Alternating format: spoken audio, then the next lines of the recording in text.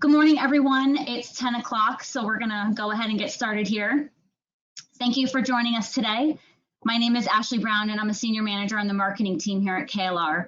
And together, we face a truly unprecedented situation that is affecting all of our families, our businesses, our communities, and our way of life. At KLR, we're committed to being your partner and persevering together. KLR, KLR Wealth, KLR Executive Search, KLR Outsourcing, and Envision Technology Advisors, our sister companies, are all here to partner with you through this difficult time. Today's webinar, the CARES Act Q&A discussion on the federal response to COVID-19, will be focused on the immediate issues facing small businesses and the programs available to them in the recently enacted CARES Act. We received the questions you submitted and we'll be answering as many as we can today. Our presenters, Anthony and Mike, are both members of the KLR Enterprise Solutions Group and will be covering an overview of the major provisions of the CARES Act, as well as details on the immediate options available to help you and your business. They have been fielding hundreds of questions, literally hundreds, from clients since the CARES Act was passed, and will be addressing some of the most frequently asked questions and their recommendations today. Just as a reminder, a link to a copy of the slides and a recording of the webinar will be sent via email after the presentation. And without further ado, I'm going to hand it over to Anthony and Mike. Thank you, Ashley. Thanks for that introduction and all that you have done to make this webinar a reality. And I want to thank everybody for taking time out of their morning to attend. Just to put this in perspective, in the history of KLR, we've done many webinars, and I think that the most we've ever had on a webinar prior to today was around 400. And early signs show that registration for this webinar are going to hit 700. So just to kind of put that in perspective with the fact that this is truly the first of its kind when it comes down to how it affects businesses. Everybody has been impacted by this. And the most interesting part about this webinar is that I'm speaking to you from my kitchen. And I can tell you right now, I look nothing like the picture anymore. I kind of look like Julian Edelman after a Super Bowl run. I'm saving a lot of money on razor blades. But enough about that. Let's get on with the webinar. So for today's webinar, we're going to cover a few things. We're going to cover the various loan programs that are available, and then Mike's going to take us through some of the payroll tax credit programs, and then we'll look at unemployment insurance and the NOL carrybacks. Today's session is going to be generally geared towards the business community. We're also going to talk about what we're hearing from our clients, and believe us, the conversations we're having are not how to minimize taxation anymore or working on clients' audits. It's how to survive in this new reality. And the conversations we're having, I can tell you, it's heartbreaking when you talk to one client who is telling us that they're facing multiple positive cases of COVID-19 within their workforce, and they just want to know what to do. We've got a great resource in our HR department here. Our KLR HR department's been jumping in and helping some of our clients answer some of the questions. And then we'll get on other calls, and it's all about cash flow. We're advising all our clients today that it's all about watching your cash flow. And then you'll get on another call where we've got businesses that are doing really well because their business lends itself to essential supplies in this time of need. And, you know, you're talking to business owners and management, and they feel upset because people are sick, but their business is doing well. So it's just really a ball of emotions when talking to clients. And we'll wrap it up today with some Q&A from the questions we've received from everybody that wrote in. Now, there was a lot of good questions that came in, and we're going to try to get to them all, but please feel free to reach out afterwards if we don't. When I say try, please understand that a lot of this information has been pushed out quickly, and when that happens, there's a lot of inconsistencies that have arisen within the law and the guidance that's been provided to date. We as a firm have taken a common sense approach, and we focused on what is in fact in the law today, this very minute, and what is the intent of the law when advising our clients. So if we can follow one common theme today, it's that you have to plan that no plan goes according to plan. And you'll see that as we go through the various provisions. So let's jump into the overview of the stimulus programs that are available. And I'm going to apologize in advance because in the 3 weeks I've been working from home, this is the first Thursday morning where the garbage truck hasn't come before 7 a.m. So if you hear the garbage truck come, I apologize in advance. So jumping in. For all intents and purposes, roughly a month ago, the economy came to a grinding halt. And the government said, we'll be rolling out a stimulus package to help you. But in the meantime, we've got an existing platform that we can expand on quickly that exists, and that's the Small Business Administration, the SBA, and they've dealt with loans for disasters in the past. Problem with that is in the past, these disasters have been isolated to certain parts of the country. As you can imagine, this is an entire country issue. So what happened?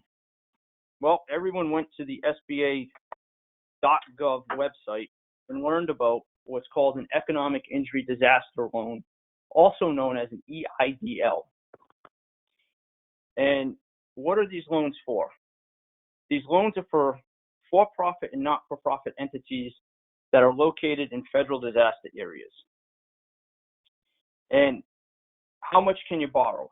Well, EIDLs allow for borrowings up to $2 million.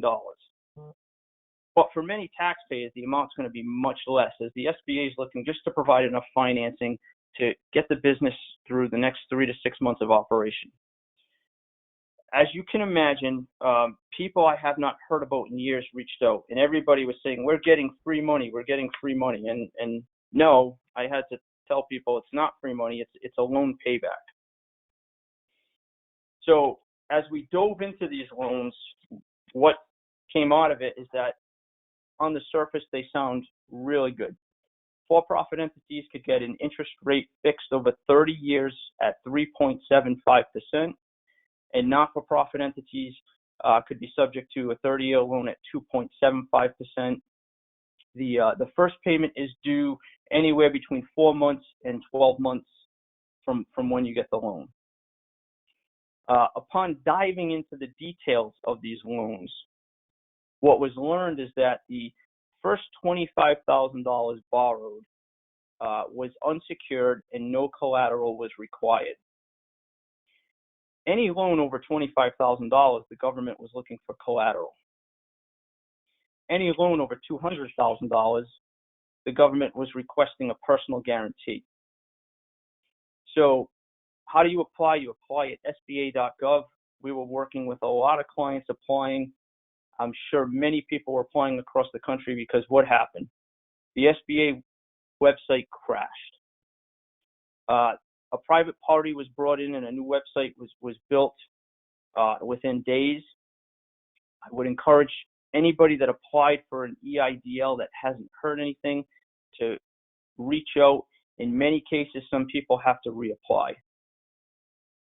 Now remember, the government is running this program, and it's an older platform, so it's not necessarily nimble. So what we're seeing is that it takes time, and the government goal is to get money in the economy. So what happened several days after the EIDL program was launched in full force is that they added several facets to it, including an EIDL grant. And what that means is that if you apply for an EIDL loan, you can request up to a $10,000 advance. And you should receive that $10,000 advance within 3 days. Now, it's important to note, and we'll cover this later on, if you did apply for an economic injury disaster loan, and you haven't received the loan yet, but you did receive the $10,000 grant, if you apply for the Payroll Protection Program loan, you can you will be required to reduce your loan forgiveness by this $10,000. Just something to note now for when we jump into Paycheck Protection Program later on. So this was a way to get $10,000 into the hands of many small businesses pretty quickly. The government then decided, we've got this platform of existing lenders and they've worked with clients in the past. So let's offer an express lender program whereby if you were a client in the SBA system, have already taken on an SBA loan in the past, you'd have the ability to access a quick $25,000 bridge loan. And when you received your formal EIDL loan, this bridge loan would be paid back with the EIDL loan proceeds. Any bridge loan that was not paid back with the official EIDL loan would be converted to a 7-year term loan with interest rates of up to prime plus 6.5%. As you can imagine, everybody is trying to get money to keep their business going. YouTube videos are popping up on how to apply for these loans. And we're still waiting for many clients to hear back on these. So it's still been a month and people are waiting for money. More is coming, is what we were told. Enter the Paycheck Protection Program. And as I said earlier, item of note with the EIDL loan, and here's the garbage truck, so I apologize. But what I was saying earlier is when analyzing which loan platform to utilize, think of it like choosing a college. You can apply to many. You can see what you get approved for, meaning are you accepted, what's your financial aid package look like. You then determine the flexibility and you commit to a program, a platform, and you choose to move forward with it. Because once you choose the Paycheck Protection Program, it's very difficult to also get an economic injury disaster loan and vice versa. So just keep that in mind. It's one or the other in many cases. So this was rushed through the CARES Act, and so there's several inconsistencies. So I'm going to stress that today.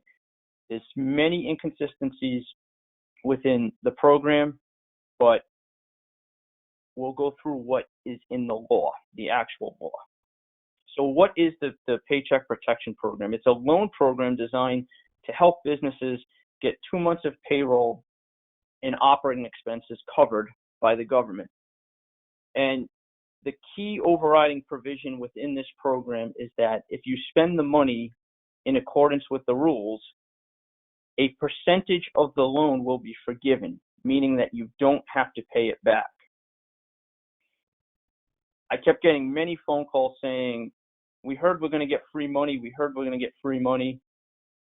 After reviewing this law, yes, you have the opportunity to get free money. You can take out a loan. If you spend the loan properly, you can have it forgiven, not have to pay it back. And now the caveat is that any loan that is forgiven under this program is not subject to cancellation of debt income for taxable purposes. So the forgiveness is not even taxable to the business. As I said, there's a lot of inconsistencies out there. The law does not address whether the expenses you pay with the funds that are forgiven are tax deductible or not. So the way the law is written, you can get proceeds from this loan. They can be forgiven for tax purposes, so you're not paying income on the forgiveness of debt. And then the expenses you pay with these loan proceeds that are forgiven, you can deduct on your tax return. So I would encourage everybody to stay in touch with your tax advisor, because this can be an unintended secondary benefit of this program, which will make it a grand slam, not a home run. We are seeing that 90% of the companies that analyze this Paycheck Protection Program, or PPP, this is the program they're going to choose to move forward with.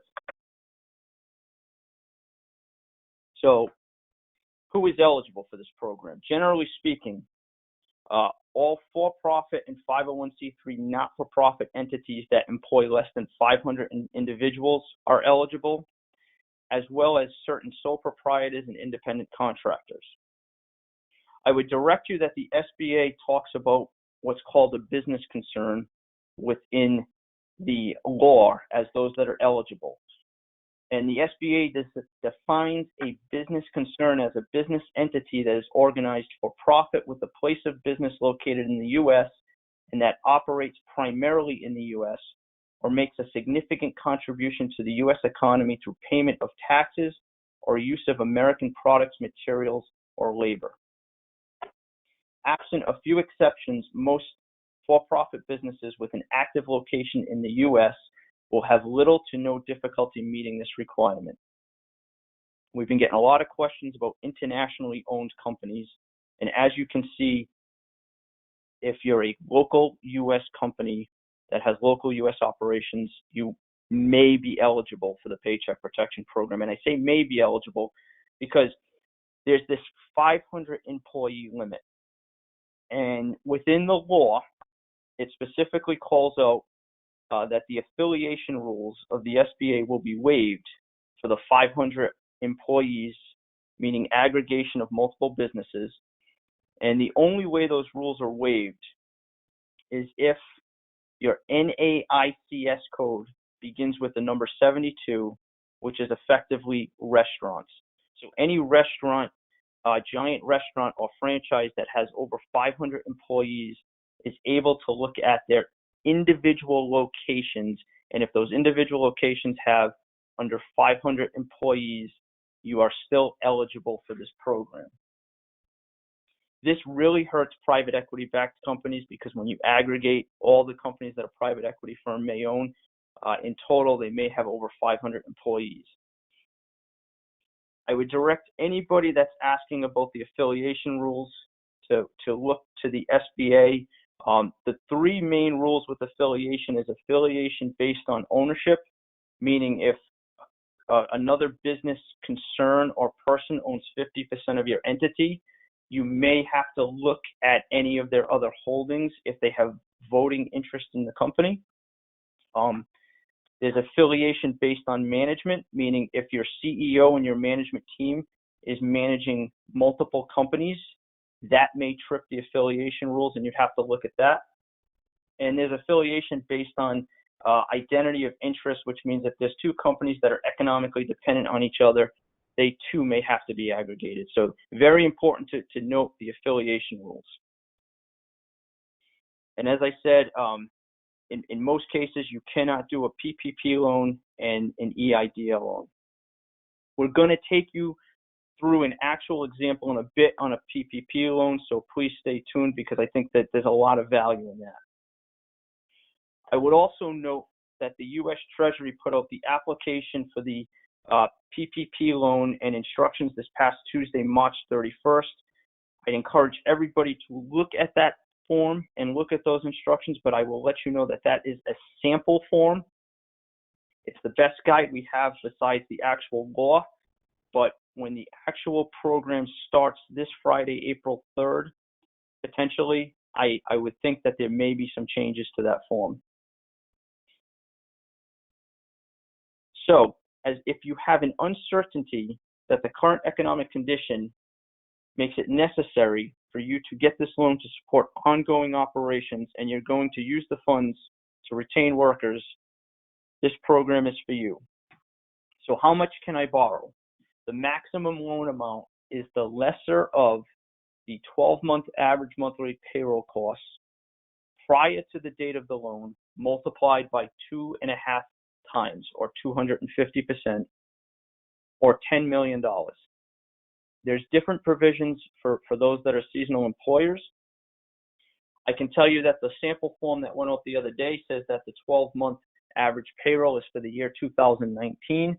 The way the law is written, it says the average 12 months prior to the date of the loan. So I encourage everybody, if you are pulling together your data, to complete this both ways, the 2019 wages as well as the 12 months prior, because when the actual guidance comes out, it could be one or the other. So what are eligible payroll costs? Generally speaking, it's payroll, salaries, wages, state and local taxes assessed on payroll, and employee benefits, specifically health benefits. I would encourage everybody, if you're stressed right now with cash and you're thinking of terminating your payroll service, please do not do that. Speak with your payroll service because payroll reporting is going to be vital in the record keeping for this loan and applying for this loan. I know specifically that ADP is running specials to help businesses stay on payroll.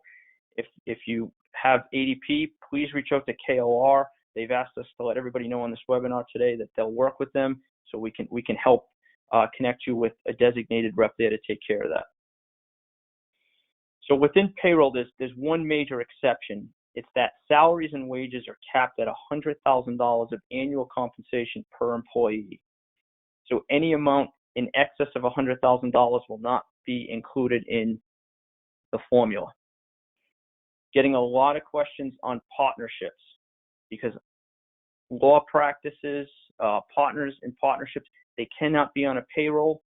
The way we read the law is that your self-employment earnings will be your salary and wage, but keep in mind it's capped at $100,000.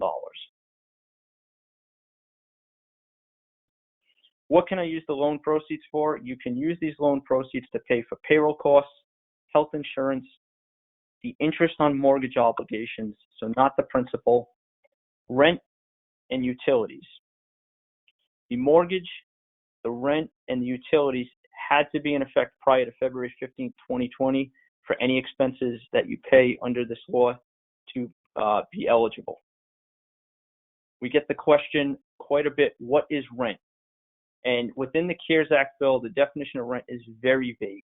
We expect that a clarification will be coming out from the SBA that rent is limited to rent incurred on the leasing of borrowed premises. This is to help landlords and real estate owners. But as it's written right now, rent can include machinery and equipment, fleets of trucks. So we ask anybody that has a lot of trucks or a lot of equipment that they rent to pay special attention because as additional guidance is released, it could impact the calculation.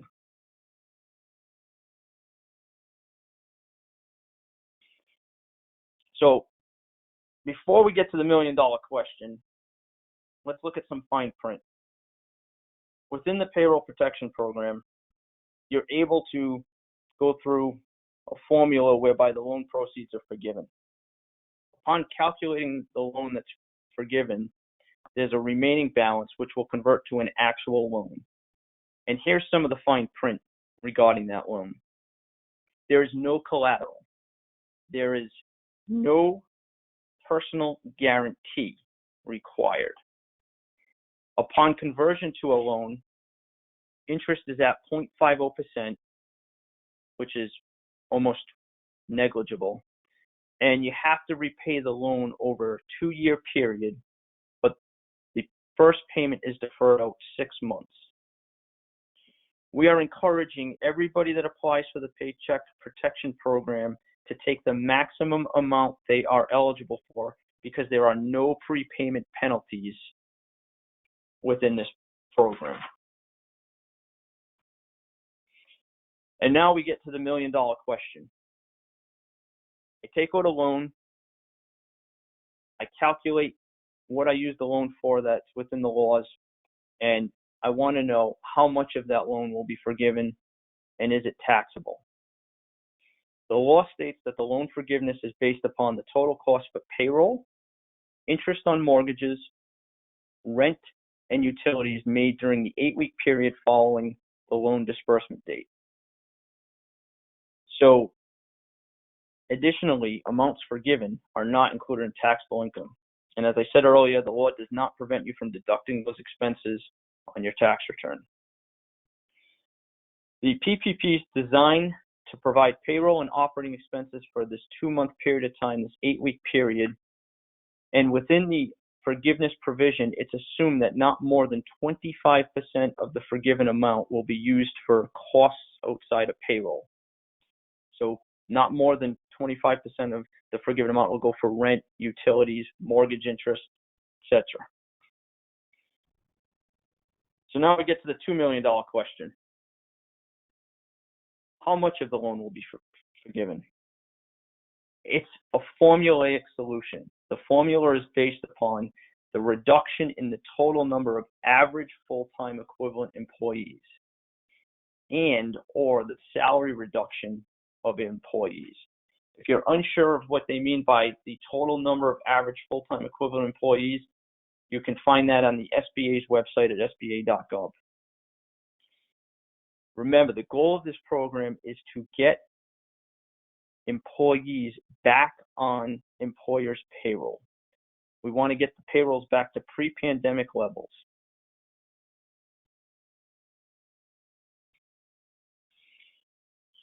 So this reduction amount is calculated in a formulaic problem, and it's based upon the average number of full-time employees for the 8-week period after receiving the loan, divided by 2 options at the borrower's choice.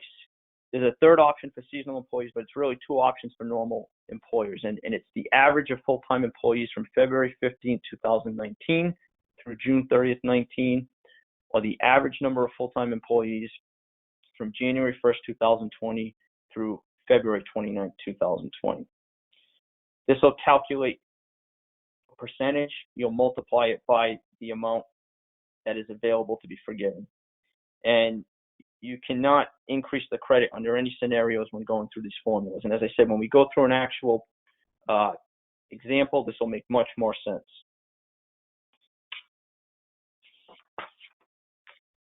There is a provision that if your salaries of your employees are reduced below 25% of their pay pre-pandemic levels, the loan forgiveness is further reduced. And we'll show you that in the example. Question comes up, what if I've already laid off all my employees or taken drastic measures to reduce salaries? What can I do? Within the CARES Act, it specifically says as long as you rehire your employees and by June 30th, you're back to pre-pandemic levels, there is relief. The relief has not been provided yet, but it specifically calls out that it's coming, that you will be eligible for the Paycheck Protection Program. So how do I apply? Unlike economic injury, disaster loans, you have to contact your bank. So where you have a loan, where you have a bank account, if you're an independent contractor and don't have a loan, you have to contact your bank. The loan program was supposed to go live on Friday, April 3rd for most businesses. So fingers crossed that happens tomorrow. And certain contractors and individuals that are self-employed will be able to apply beginning Friday, April 10th. That's what is out there as of today. It could change. I would encourage everybody to get in on this soon because 99% of the calls, the emails we are fielding is on this program. Everybody has said they are going to apply. The program is appropriated for $350 billion. I've gotten the question by several people that says, what if I apply for the loan, receive the proceeds, but my state and local restrictions say that I can't open up? I would tell you that apply for the loan. There is relief that it says it's coming by June 30th. I'm getting this question from a lot of restaurants because they're like, I can't bring my employees back if I'm shut down. Still apply for the loan. And if you're a business that has not a ton of workload yet that was similar to pre-pandemic levels and you have your employees, find other jobs that they can do within the company. Start thinking about that. I would tell you, get all your documents ready to go. Complete them under the multiple scenarios we've talked about, because when the final form comes out, not the sample form, it may change. I would tell you to be nice to your banker. Remember, this is the first time they're going through this, so it's changing for them too. So have the conversations with them. Tell them that you want to be in the queue for the Paycheck Protection Program. And gather all your data sooner than later. So Mike, before we jump through an actual example, I just want to know if there's anything you think I missed. The only things that I would add into the discussion is for those of you who apply for the EIDL loans, there was really 3 phases to that application process. The first phase was the original SBA.gov website that went up. That was very slow. Everyone was, the system kept crashing until it ultimately crashed. Then the second phase was a paper upload web page that went up so that they were having everybody fill out a PDF form and then upload all the PDFs directly into the website. And then the third phase is now the current phase with the online web application. I would strongly suggest anybody who uploaded a paper application to look at redoing that application on the newest website version. Paper applications will be the last ones looked at by the SBA. So you're automatically going to the bottom of the list by having filled out a paper application. One of the other things I just wanted to mention too about the full-time equivalent, because this question has come up a lot. There is no definition for full-time equivalents in the CARES Act. Most people are taking that to be the definition that's in the Affordable Care Act for what it's worth, but we are expecting more guidance from the SBA on that. And then the other thing I would just mention is to business owners is the Paycheck Protection Program was really designed to keep employees off of unemployment insurance and to keep paying them their salary rates even if you didn't have the work available to them. So just remember the intention of the program. But great overview, Anthony. Thanks. So let's go through an actual example, because I think this is what a lot of people are doing today. They're trying to calculate how this works. So as you can see in our example, we start with compensation, and for purposes of this example, we use the 2019 W-3 of a company. We went to the Medicare wages of box 5. As I said, the actual law says it's 1 year period before the loan is made, so that's probably going to be April 1st, 2019 through March 31st, 2020. So I would pull together the information both ways, but for purposes here, we're using the Medicare wages from box 5 of the 2019 W-3. If you have Section 125 plans, you have to factor that in as well, because that may not be in that box 5, so you have to add that number back. So we used the number 5 million. We then would go through all the W-2s and strip out anybody who makes over $100,000. So we've used Mo, Larry, and Curly here to show our age. So we've got 3 employees making $140,000 each. We take their total wages out of that gross compensation. We keep a score sheet that there's 3 of those employees over $100,000. So you see us subtracting out their payroll at the full amount. We're bringing them back in at the $100,000 cap. Then some of the other eligible benefits that go into calculating the potential loan, 401k matching contribution that occurred within the last 12 months, any profit sharing contributions.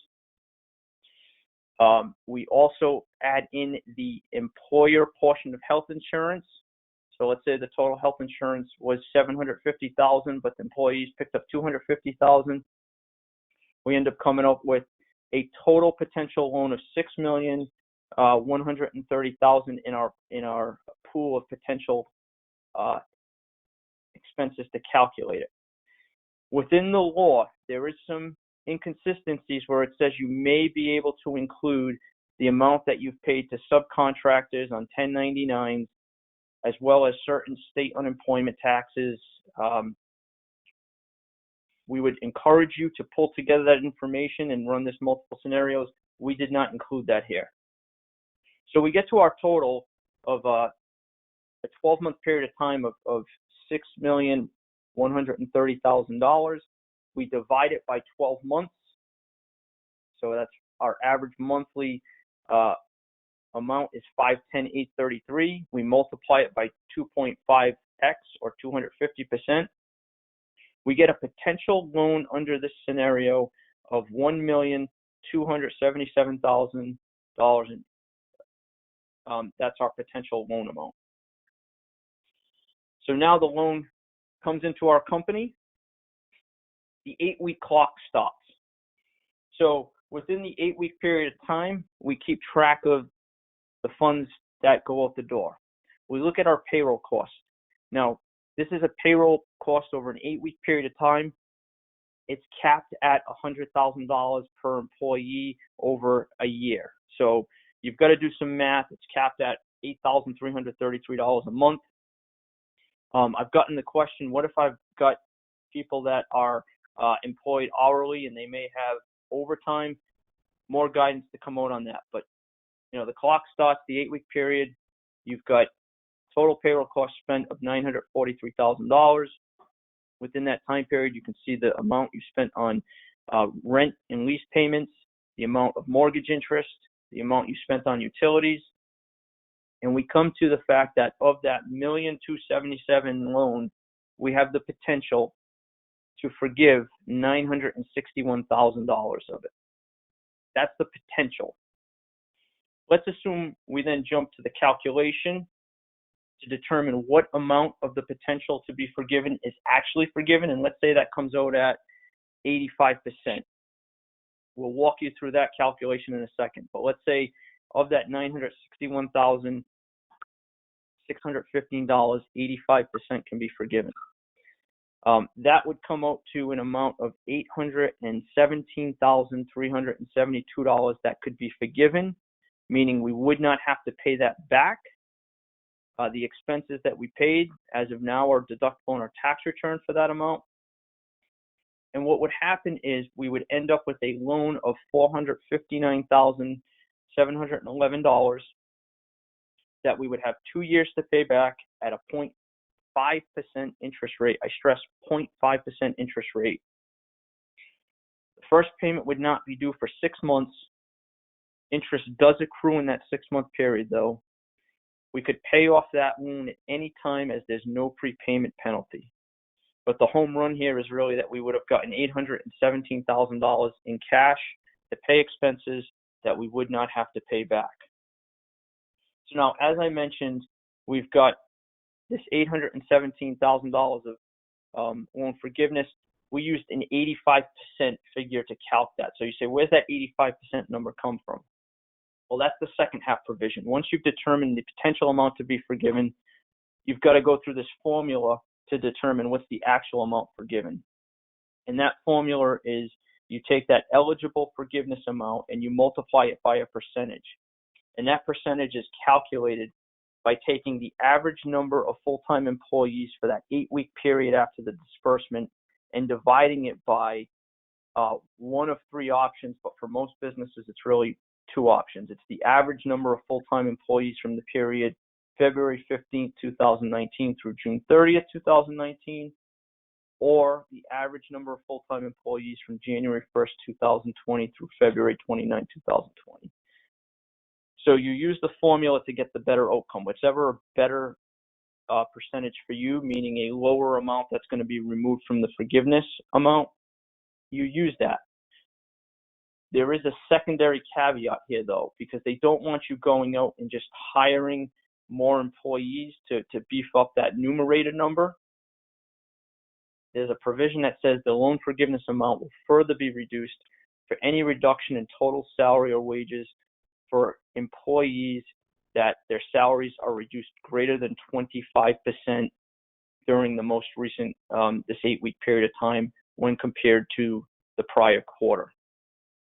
This provision does not apply to those employees that make over $100,000. So if you reduce an employee that makes over $100,000, that does not factor into that secondary reduction provision.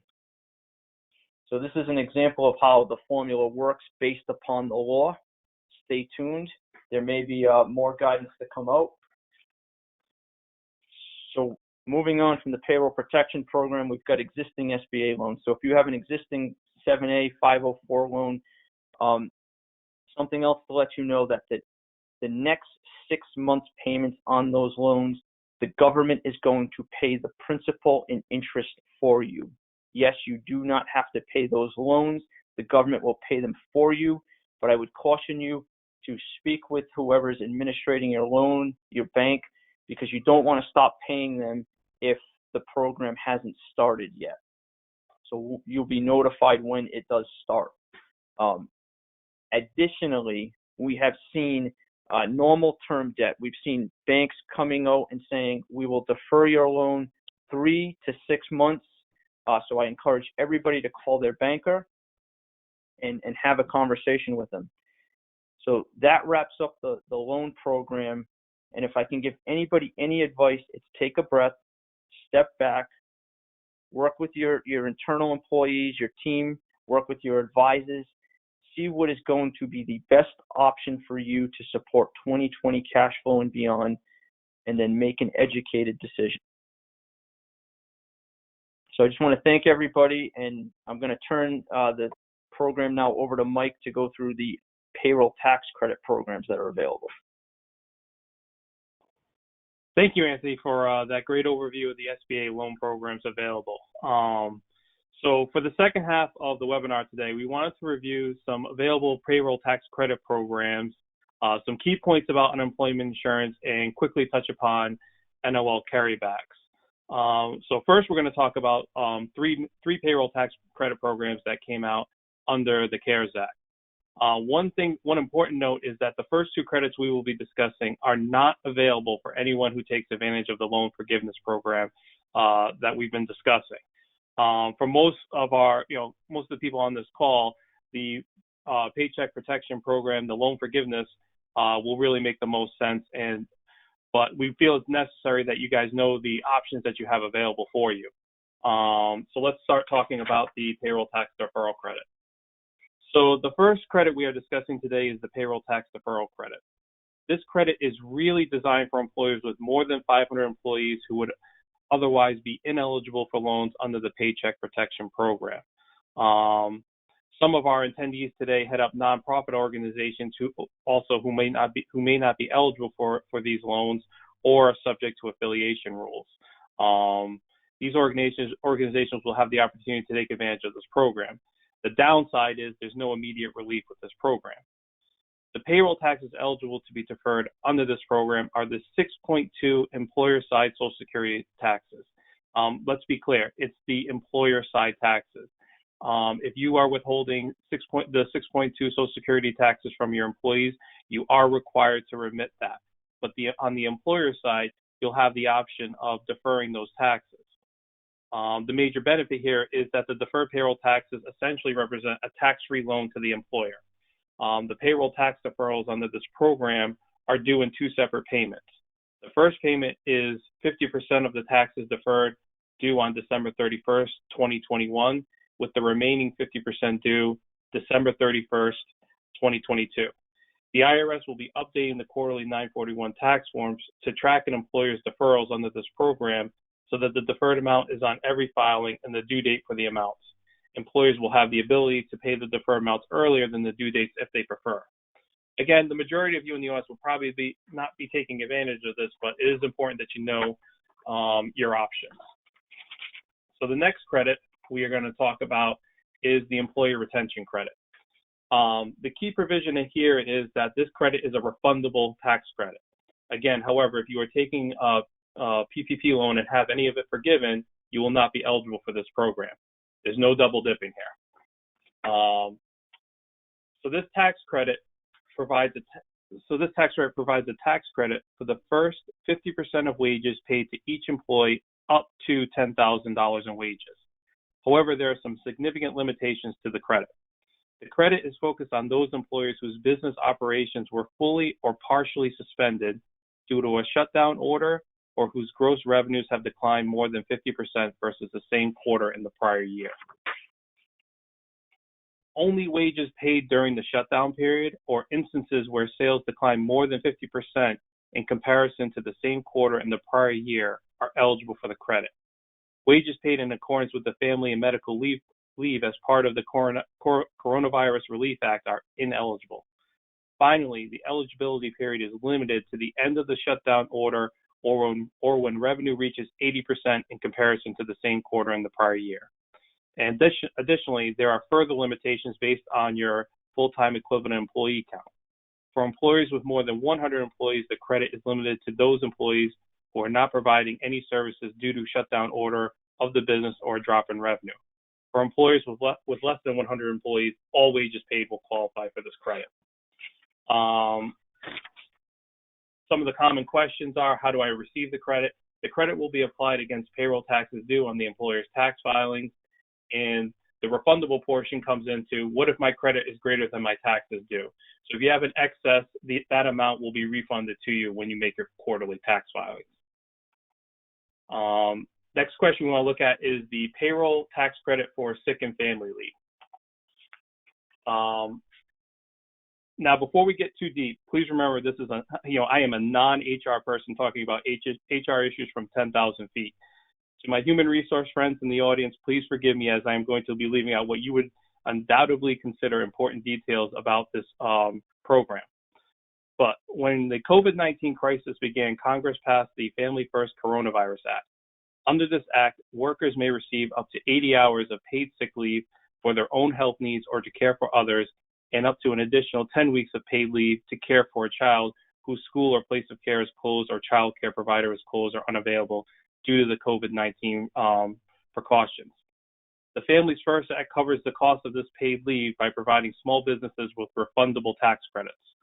Although costs are to be reimbursed dollar for dollar by the government, the original act deferred the refund to the end of the year.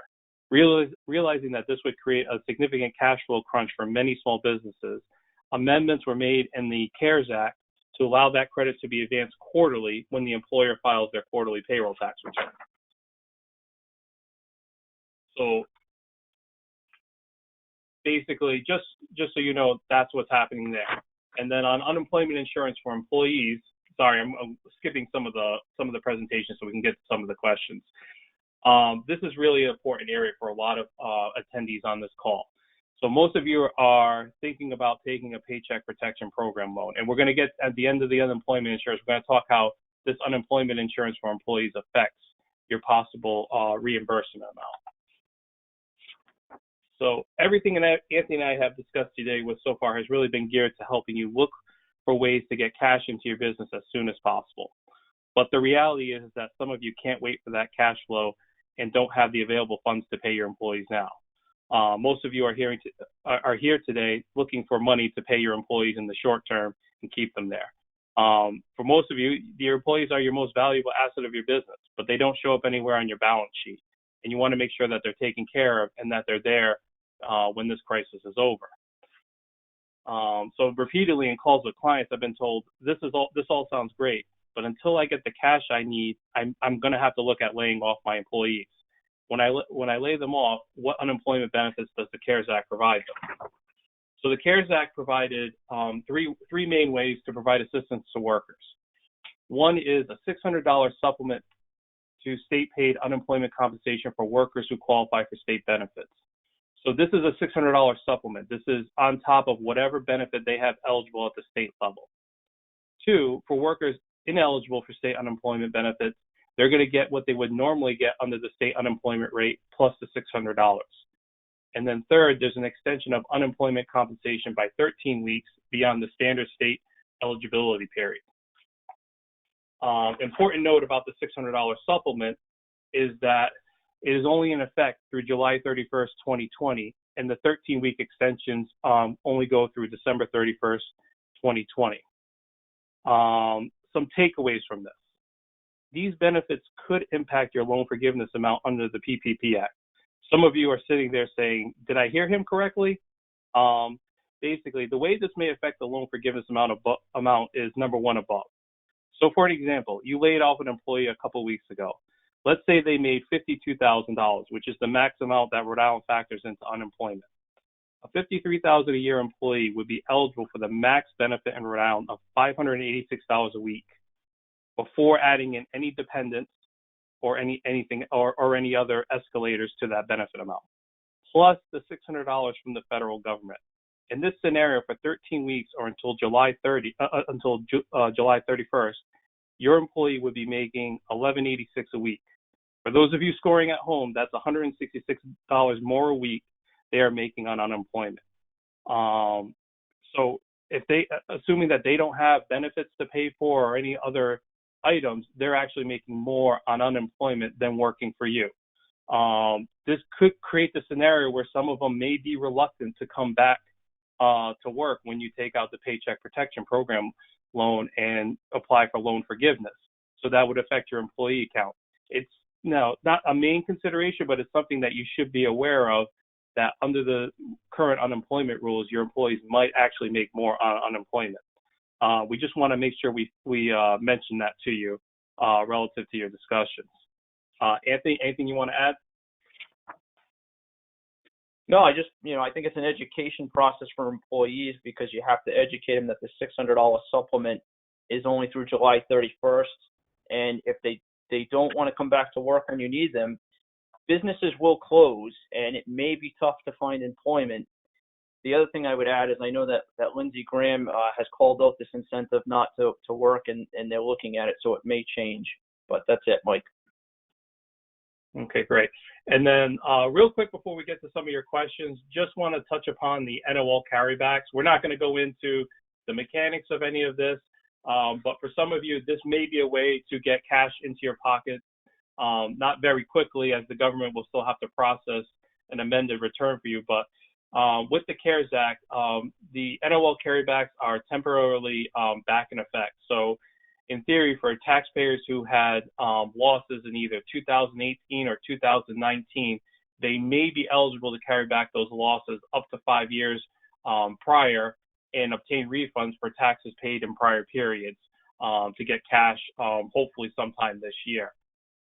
Basically, talk to your tax advisor about this and see, hey, if I had a loss in 2018, 2019, am I eligible to carry this back, or are there any other changes from the CARES Act tax-wise that may benefit me? There are some caveats to the Tax Act that may help certain industries, possibly real estate. So it's really important that you talk to your tax advisor about these issues, because it might be worthwhile for you to file amended returns for maybe 2019 and prior to get taxes back. And for those of you who have already filed for 2019. Since we're running up on the clock, we want to get to some of the questions on the back. Anything you want to add, Anthony, before we start talking questions? Mike, I just want to add that I know we've got some large C corporation management team on the phone today, and just keep in mind that if you have a loss in 2019 and you can carry it back to 2016, 2017, 2015, you're now carrying it back to a period of time when the C Corp tax rate was 35% as opposed to 21%. So it is a great benefit if you can utilize it, because we know that 2020 is going to be a tough year. So I think let's jump into some of the questions. We're going to do some of these pretty quickly, because I think we've answered a lot of them as we've gone through the actual slides. So the million-dollar question: which is better, the economic injury disaster loan or the payroll protection program? I would say it depends. It depends. For most businesses, it's going to be the payroll protection, because you're going to have the ability to have that percentage of the loan forgiven. Should I apply for both? We go back to the old college scenario, apply to all of them, see where you get accepted, and see what you get for financial aid.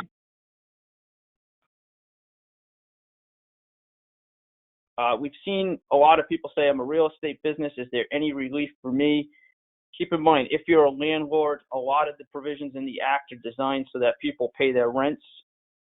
Additionally, you may be able to get an EIDL loan if possible. We've seen a lot of people say, I have household employees. Do they qualify under this Act? Our interpretation of the law is no, but that could change.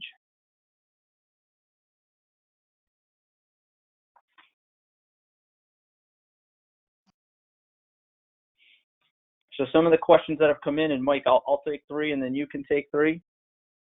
Sounds good. Can a nonprofit organization apply for the loan if it's received more funding during the crisis, but the increased need for services exceeds funds raised? Yes, you can apply for the loan provisions. I would also encourage you. I know that in Rhode Island, Rhode Island Foundation and United Way have some grants available. and in Massachusetts as well, there's some grants available. Our 501c7 organizations eligible for the SBA loan forgiveness program, not at this time. It's 501c3s. Can a self-employer apply for unemployment benefits or submit a business interruption claim with their insurance provider? Yes, on the unemployment. We're not insurance advisors, but the early indications I've seen from my clients is that business interruption claims are not going to be eligible because this is an act of God pandemic. Okay, so this is a major question we keep getting from people in the medical industry. Please address the specific issues for dentistry. This is also applied to doctors' offices, which is closed per public health guidelines.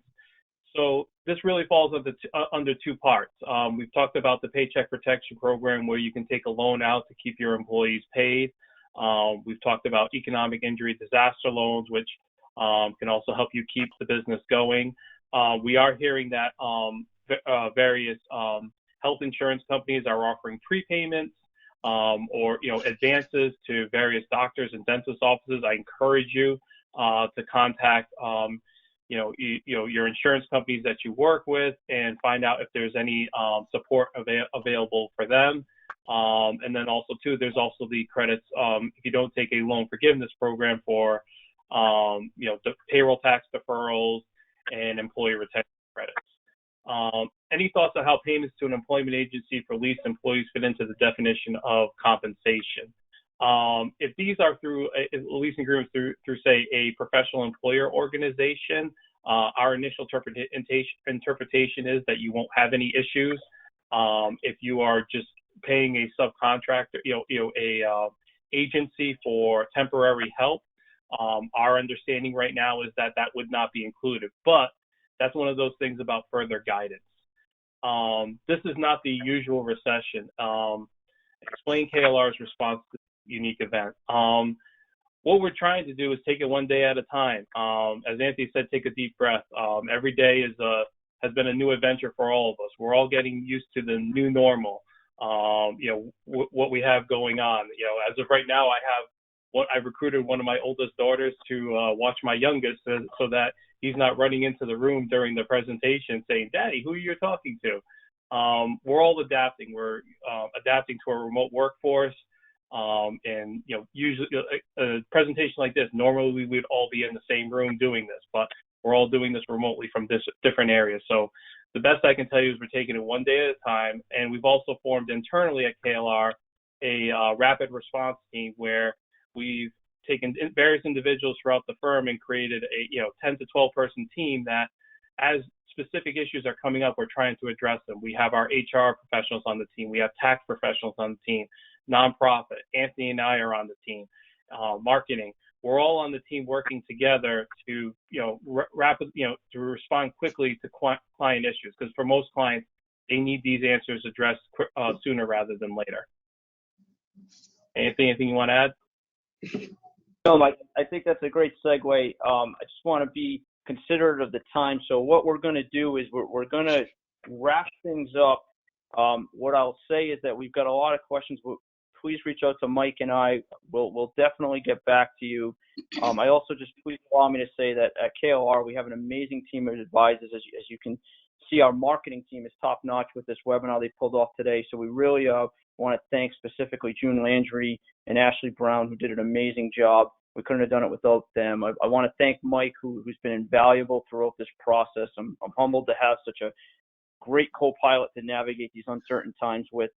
I've been home a lot lately, and I just actually wrapped up my own successful 14-day quarantine, and I can tell you the uncertainty was very, very, a lot of anxiety. Watch some movies, and what I'll just give my final thought is that I learned a very valuable lesson watching one of my favorite movies the other night, and the greatest quote I can end this with is that it ain't how hard you hit, it's about how hard you can get hit and keep moving forward. And that's from none other than Rocky Balboa. So I encourage everybody. I know you've gotten hit. I know your businesses have gotten hit, but it's about how hard you can get hit and respond and keep moving forward. So I just want to thank everybody for the time and attention, and we look forward to hearing from you and working with you through these uncertain times. So take it away, Ashley.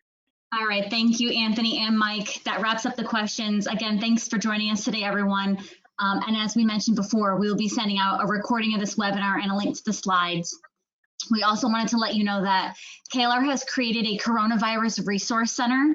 The link is on the contact slide here. We have over 20 articles that have been written by our experts to help keep you informed on the latest news and developments regarding COVID-19, its impact on businesses and the global economy. So we're updating this daily with new articles and information as it's released and finalized, so make sure you check that out.